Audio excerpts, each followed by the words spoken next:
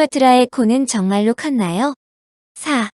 클레오파트라는 당대의 시대 상황을 정확하게 파악하고 자신의 삶 자체보다는 로마로부터 조국 이집트를 지키기 위해 한평생을 바친 위정자의 모습이라 볼 수 있다. 그러므로 당대의 로마 정복자들을 오가면서 이집트를 살리려 노력하여 시저 안토니우스의 벽은 넘었지만 옥타비아누스의 벽은 넘어서지 못한 것으로 볼 수 있다. 옥타비아누스가 로마의 초대 황제가 되는 길목에 클레오파트라가 있었다는 것이 클레오파트라에게 불행이었고 결국 그녀가 자살하지 않을 수 없었다는 뜻이다. 인류사를 보면 자살한 사람에 대한 평가는 그다지 좋지 않다. 어떤 연유로든 자살은 패배를 의미하기 때문이다. 그런데 클레오파트라가 최후의 자존심을 지키면서 독사의 도구로 자살했다고 알려지는데 바로 그 점이 클레오파트라를 세계에서 가장 극적인 인물로 부각시키는데 크게 작용한다. 한마디로 클레오파트라 하면 독사를 연상할 정도이다. 학자들은 클레오파트라가 과연 어떤 도구로 자살했느냐를 조사했다. 자살하는 방법 중에서 가장 일반적인 것은 독약을 먹는 방법인데 가장 잘 알려진 식물이 벨라도나 추출물이나 사리풀이다. 그러나 이들은 효과가 빠르지만 죽기까지 매우 심한 고통을 느낀다. 스트리키닌도 효과가 빠른데 죽은 사람의 얼굴을 뒤틀리게 만든다. 그런데 클레오파트라가 매우 아름다운 모습으로 죽었다는 것을 보면 이들 독약을 사용하지 않았다는 것을 알 수 있다는 지적이다. 다음으로 거론되는 대타가 바로 독사의 독이다. 알려지기는 클레오파트라가 죽은 현장에는 여왕과 함께 몸종인 이라스와 샤르미온이 죽어 있었는데 이들도 여왕이 물린 독사에 물려 죽은 것으로 전해지고 있다. 독사의 독은 신속하면서도 조용히 죽음에 이르게 하므로 자살을 원하는 여왕에게는 이처럼 이상적인 독약은 없다는 설명이다.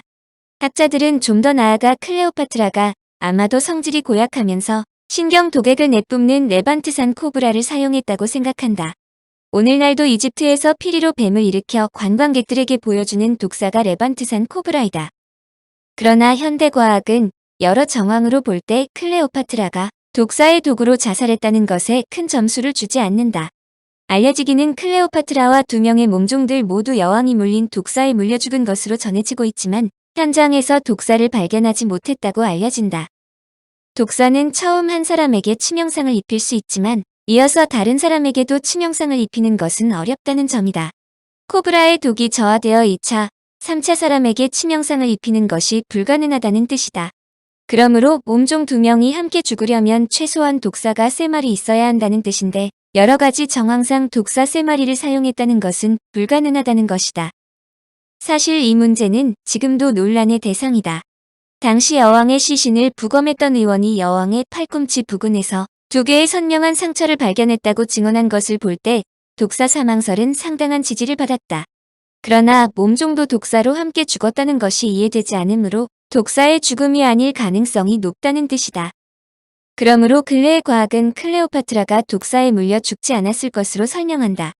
학자들은 여왕의 방문이 철저히 봉쇄되어 있었다는 사실을 근거로 일산화탄소 소위 연탄가스에 의한 자살로 단정하기도 한다. 여왕이 석탄이 연소할 때 발생하는 유독가스의 효능을 알고 있었고 안토니우스의 장례를 이유로 석탄과 태울 수 있는 도구들을 쉽게 방에 놓을 수 있었다는 것을 볼 때 독사설이나 독액설은 설득력이 없다는 주장이다. 과학이 클레오파트라의 전설 중 가장 잘 알려진 독사의 죽음마저 엄밀함을 요구하고 있다는 것을 알 수 있는데 그것이 바로 과학이 할 일이 아닐 수 없다. 전설과는 달리 가장 많은 지지를 받는 것은 클레오파트라가 자살한 것이 아니라 옥타비아누스에게 살해되었다는 것이다. 클레오파트라가 독사나 연탄가스 등에 자살한 것이 아니라 살해되었다는 주장은 우선 이집트에서 자살은 금기인데 더구나 파라오가 자살한다는 것은 있을 수 없다는 것이다. 이런 주장이 나온 것은 당시 상황에서 클레오파트라가 죽기를 가장 바란 사람은 옥타비아누스이기 때문이다. 클레오파트라를 신으로 믿고 있던 이집트인의 동요를 막기 위해 왕실의 상징인 뱀을 동원해 자살한 것처럼 조작했다는 것이다. 클레오파트라를 제거한 옥타비아누스는 자신의 이미지를 높이기 위해 클레오파트라가 유부라는 것을 부각시키면서 클레오파트라의 이미지를 손상시키는 데 앞장섰다. 옥타비아누스는 승전행진을 할 때 팔에 독사가 매달려 있는 클레오파트라의 그림을 들고 나오게 했을 정도이다. 홍보에는 옥타비아누스가 한창 앞서는데 역사의 아이러니는 옥타비아누스가 철저하게 손상시키려 한 클레오파트라가 그보다 역사적 지명도나 인기도 면에서는 훨씬 앞섰다는 점이다. 클레오파트라는 지난 2000년간 세계에서 가장 저명한 여성이라고 해도 과언이 아니다. 그러나 클레오파트라는 연극, 영화, 역사 이야기, 오페레타, 뮤지컬 등을 통해 대단히 선정적이고 유용한 여자로서 남자를 파멸로 몰아가는 유부로 묘사되고 있다. 특히 안토니우스에 의해 졸지에 이혼된 옥타비아와의 관계는 부풀려질 대로 부풀려졌다. 사실 이 부분에는 옥타비아누스, 즉 추후 아우구스투스 황제의 정책적인 정치 선전 때문이기도 하다. 안토니우스가 정략적인 생각으로 자신의 누이인 옥타비아와 일방적으로 이혼하고 클레오파트라와 결혼하자 아우구스투스 역시 정략적으로 이들 결혼을 이용했다. 안토니우스와 클레오파트라를 신뢰할 수 없는 인간으로 매도한 것이다. 로마인의 입장에서 보면 클레오파트라는 오만하고 도도한 여자임이 틀림없다. 로마의 영웅 시절을 유혹하고 안토니우스로 하여금 조국 로마의 창끝을 돌리게 만든 장본인이며 결국 그를 파멸로 몰아 자살하게 만들었기 때문이다. 때문에 로마 역사가들은 한결같이 클레오파트라를 평가절하했고 자신들과 견해가 다른 이집트 측의 기록이나 자료들을 없애버렸고 악녀로 지칭하는 데 주저하지 않았다.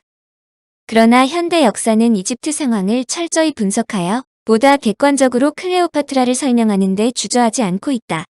한마디로 클레오파트라의 상당 부분이 교정되고 있다는 뜻이다. 클레오파트라가 시저나 안토니우스를 끌어들이는데 이집트의 엄청난 제보가 큰 역할을 한 것은 사실이지만 학자들은 개인적인 면에서 그녀가 역사상 그 누구보다도 남다른 노력으로 매력을 유지하였다고 설명한다. 우선 그녀는 선천적으로 목소리가 좋은 것으로 알려진다.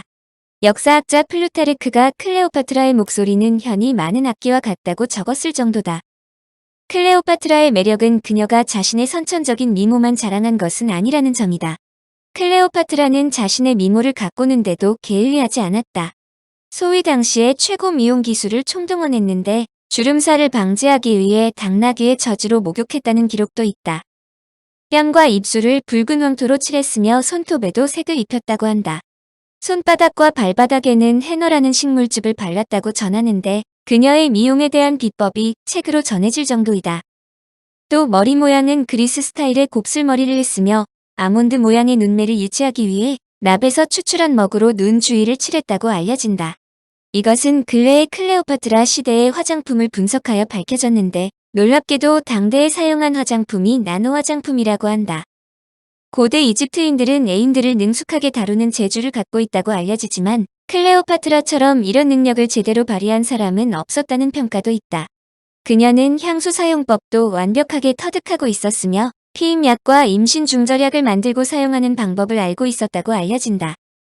심지어 불에 태운 쥐와 말 이빨, 곰의 기름, 사슴의 골수 등을 이용해서 대머리 치료제까지 개발한 장본인이라고 설명된다.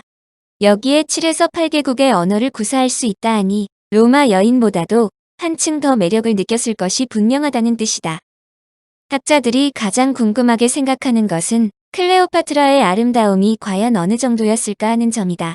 세계 정치사를 좌우했던 여인이라면 당연히 몹시 아름다웠을 것이라고 생각하는데 더구나 당대 최고의 부자라면 더욱 그렇다.